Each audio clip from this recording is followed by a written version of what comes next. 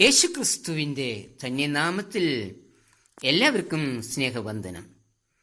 ദൈവത്തിൻ്റെ വൃതന്മാരും വിശുദ്ധന്മാരും പ്രിയപ്പെട്ടവരുമായി വിളിക്കപ്പെട്ടിരിക്കുന്ന നമ്മെ ഏൽപ്പിച്ചിരിക്കുന്ന ഒരു വലിയ ശുശ്രൂഷയാണ് മറ്റുള്ളവർക്ക് വേണ്ടി മധ്യസ്ഥത ചെയ്യുക എന്നത്.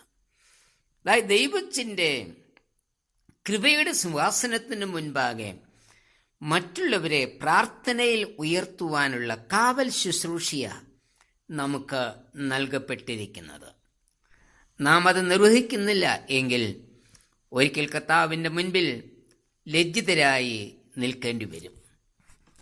പൗലോസ് കൊലോസ്യ വിശ്വാസികളെ പ്രബോധിപ്പിക്കുന്നത് പ്രാർത്ഥനയിൽ ഉറ്റിരിക്കുവേൻ, സ്തോത്രത്തോടെ അതിൽ ജാഗരിക്കുവേൻ. കൊലോസ്യ ലേഖനം 4:2 റോമർ 12:13 പ്രാർത്ഥനയിൽ ഉറ്റിരിക്കുവീൻ എന്നുള്ള ആഹ്വാനം നൽകിയിരിക്കുന്നു. എഫെസ്യ വിശ്വാസികളോട് പറയുന്നത് പ്രാർത്ഥനയിൽ പൂർണ്ണ സ്ഥിരത കാണിക്കുവീൻ എന്ന 6:18 കർത്താവ് പറഞ്ഞു, മടുത്തു പോകാതെ എപ്പോഴും പ്രാർത്ഥിക്കണം. ലൂക്കോസ് 18:1 നമ്മെ ഏൽപ്പിച്ചിരിക്കുന്ന ഈ ശുശ്രൂഷയിൽ എത്രമാത്രം വിശ്വസ്തരായിരിക്കുന്നു എന്ന് ദിനംതോറും നാം ശോധന ചെയ്യേണ്ടിയിരിക്കുന്നു. നാം ആർക്കു വേണ്ടിയാണ് പ്രാർത്ഥിക്കേണ്ടത്? എന്തിനു വേണ്ടിയാണ് പ്രാർത്ഥിക്കേണ്ടത്? 1, സകല മനുഷ്യർക്ക് വേണ്ടി നാം പ്രാർത്ഥിക്കണം. ഒരു ദൈവ പൈതലിന് മുഴുലോകത്തെക്കുറിച്ചും ഉള്ള ദർശനം ഉണ്ടായിരിക്കണം. തിമോത്തിയോസിന് എഴുതുമ്പോൾ പൗലോസ് പറയുന്നത്, സകല മനുഷ്യർക്കും നാം സർവഭക്തിയോടും ഘനത്തോടും കൂടെ സാവധാനതയും സ്വസ്ഥതയുമുള്ള ജീവനം കഴിക്കേണ്ടതിന്, വിശേഷാൽ രാജാക്കന്മാർക്കും സകല അധികാരസ്ഥന്മാർക്കും വേണ്ടി യാചനയും പ്രാർത്ഥനയും പക്ഷവാദവും സ്തോത്രവും ചെയ്യണം. തിമോത്തിയോസ് 1 ലേഖനം 2 ഈ പ്രാർത്ഥന എന്തിനു വേണ്ടിയാണ്? 4 പറയുന്നു, സകല മനുഷ്യരും രക്ഷ പ്രാപിക്കുവാനും സത്യത്തിന്റെ പരിജ്ഞാനത്തിൽ എത്തുവാനും എന്ന്. നമ്മുടെ രാജ്യത്തിന്റെ ഭരണകർത്താക്കന്മാർക്കു വേണ്ടിയും ചെറുതോ വലുതോ ആയ പ്രവൃത്തികൾക്ക് നേതൃത്വം നൽകുന്ന എല്ലാവർക്കു വേണ്ടിയും മധ്യസ്ഥത ചെയ്യുവാൻ വിളിക്കപ്പെട്ടവരാണ് എന്നുള്ള ബോധം എപ്പോഴും നമ്മിലുണ്ടായിരിക്കണം. നമ്മുടെ മധ്യസ്ഥത ദൈവത്തിന്റെ സന്നിധിയിൽ നല്ലതും പ്രസാദകരവും ആകുന്നു. 1 തിമോത്തിയോസ് 2:3 2, ദൈവജനത്തിന്റെ ഉണർവിനും മടങ്ങിവരവിനും വേണ്ടി നാം പ്രാർത്ഥിക്കണം.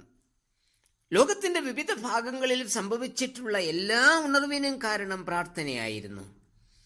എന്നാൽ അന്ന് പിതാക്കന്മാരിൽ വ്യാപിച്ചിരുന്ന ദൈവമഹത്വം ഇന്ന് നഷ്ടപ്പെട്ടിരിക്കുകയാണ്. വിശ്വാസ സമൂഹം നിർജീവാവസ്ഥയിൽ ആണ്. അതിന് മാറ്റം സംഭവിക്കണം. കർത്താവിന് പുറത്തു നിന്നുകൊണ്ട് അകത്ത് പ്രവേശിപ്പാൻ മുട്ടിക്കൊണ്ടിരിക്കുകയാണ്. ഞാൻ വാതിൽക്കൽ നിന്നും മുട്ടുന്നു, ആരെങ്കിലും എൻ്റെ ശബ്ദം കേട്ട് വാതിൽ തുറന്നാൽ ഞാൻ അവൻ്റെ അടുക്കൽ ചെന്ന് അവനോടും അവൻ എന്നോടും കൂടി അത്താഴം കഴിക്കും. വെളിപ്പാട് 3:20 പ്രാർത്ഥനയിൽ കൂടിയാണ് നാം ദൈവശബ്ദം കേൾക്കുന്നത്. ഉണർവിനെക്കുറിച്ചും മടങ്ങിവരവിനെക്കുറിച്ചും നാം ധാരാളം പ്രസംഗിച്ചു കഴിഞ്ഞു. അനവധി പുസ്തകങ്ങൾ അതിനായി പ്രസിദ്ധീകരിക്കുകയും ചെയ്തു. ഇനി നമുക്ക് പ്രാർത്ഥനയാണ് ആവശ്യം. പ്രാർത്ഥന പാപബോധം ഉളവാക്കും. അത് നമ്മെ ദൈവത്തിങ്കിലേക്ക് മടക്കി വരുത്തും. പാപബോധമാണ് മുടിയൻ പുത്രനെ പിതാവിന്റെ അടുക്കിലേക്ക് മടക്കി വരുത്തിയത്. പാപബോധമാണ് ഉണർവിലേക്ക് നമ്മെ നയിക്കുന്നത്. പാപബോധമില്ലാത്ത ഉണർവ് താൽക്കാലികമായിരിക്കും. അത് മുള്ളിനിടയിൽ വീണ് വിത്തുപോലെയാ. ഈ ലോകത്തിന്റെ ചിന്തയും ധനത്തിന്റെ വഞ്ചനയും അകത്തു കടന്ന് വചനത്തെ ഞെരുക്കി നിഷ്ഫലമാക്കി തീർക്കും. മർക്കോസ് 4:19 3, വിശ്വാസ സമൂഹത്തിന് വേണ്ടി പ്രാർത്ഥിക്കണം. സഭ ഏതുമായിക്കൊള്ളട്ടെ, എല്ലാ വിശ്വാസ സമൂഹത്തിനു വേണ്ടി മധ്യസ്ഥ ചെയ്യുവാൻ കടപ്പെട്ടവരാണ് നാം. ഇന്ന് ഒരു ദൈവത്തെ ആരാധിക്കുന്ന ഒരു വിശ്വാസത്തിൽ വളർന്നു വരുന്ന നാം വചനവ്യാഖ്യാനത്തിലും ആചാര അനുഷ്ഠാനങ്ങളിലും എല്ലാം വിഘടിച്ചു നിൽക്കുകയാണ്. ഒരേ പ്രാർത്ഥനാ കൂട്ടത്തിൽപ്പെട്ടവർ തന്നെ കേവലം ഹായ് പറച്ചലിൽ ബന്ധം അവസാനിപ്പിക്കുന്നു. അധികാരം നിലനിർത്തുന്നതിനു വേണ്ടി ഏത് ഹീനപ്രവൃത്തികളും ചെയ്യുന്നു. പോലീസിനെ ഉപയോഗിച്ച് പള്ളികൾ പിടിച്ചെടുക്കുന്നു.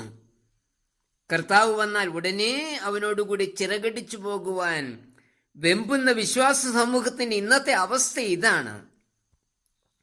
2 കൊരിന്ത്യർ 13 അധ്യായത്തിന്റെ 5 വാക്യത്തിൽ ഇങ്ങനെ പറയുന്നുണ്ട്: നിങ്ങൾ വിശ്വാസത്തിൽ ഇരിക്കുന്നുവോ എന്ന് നിങ്ങളെ തന്നെ പരീക്ഷിക്കുവേൻ, നിങ്ങളെ തന്നെ ശോധന ചെയ്യുവേൻ. അതുകൊണ്ട് നമുക്ക് നമ്മുടെ വിശ്വാസത്തെ ഒന്ന് പരിശോധിക്കാം. കോരഹുപുത്രന്മാർ പ്രാർത്ഥിച്ചതുപോലെ നമുക്കും പ്രാർത്ഥിക്കാം. നിന്റെ ജനം നിന്നിൽ ആനന്ദിക്കേണ്ടതിന് നീ ഞങ്ങളെ വീണ്ടും ജീവിപ്പിക്കുകയില്ലയോ? 85 സങ്കീർത്തനം 6 വാക്യം. കർത്താവേ, ഉണർന്നിരുന്ന് പ്രാർത്ഥിപ്പാനും സ്തോത്രത്തോടെ അതിൽ ജാഗരിപ്പാനും അവിടുത്തെ ആത്മാവിൽ എന്നെ ബലപ്പെടുത്തണമേ. എൻ്റെ വിശ്വാസത്തെ പരിശോധിപ്പാനുള്ള കൃപ നീ എനിക്ക് നൽകണമേ. ആമേൻ.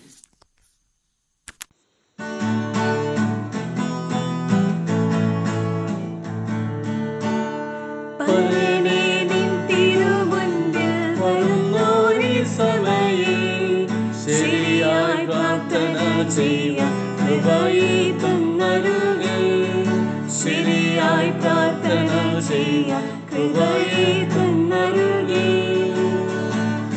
ഉരുകി എന്നടിയാൻ നിന്നോട് യോജിച്ചിടുവാൻ തരിക നിന്നാത്മാവിൻ പുതുമാരി പോലെ, തരിക നിന്നാത്മാവിൻ പുതുമാരി പോലെ. ഇറങ്ങി ഞങ്ങളിൽ പേർക്കായിരുന്നിടുന്നവനെ വരികന്നേ അടിയാരി ചൊരിക നിൻ വരങ്ങൾ, വരികന്നേ അടിയാരി ചൊരിക നിൻ വരങ്ങൾ. അനുഗ്രഹമുറിയും കോട്ടുകൾ താനെ തുറപ്പാൻ മനസ്സിനേശുവിനോട് ലയിപ്പാനായരുൾക, മനസ്സിനേശുവിനോട് ലയിപ്പാൻ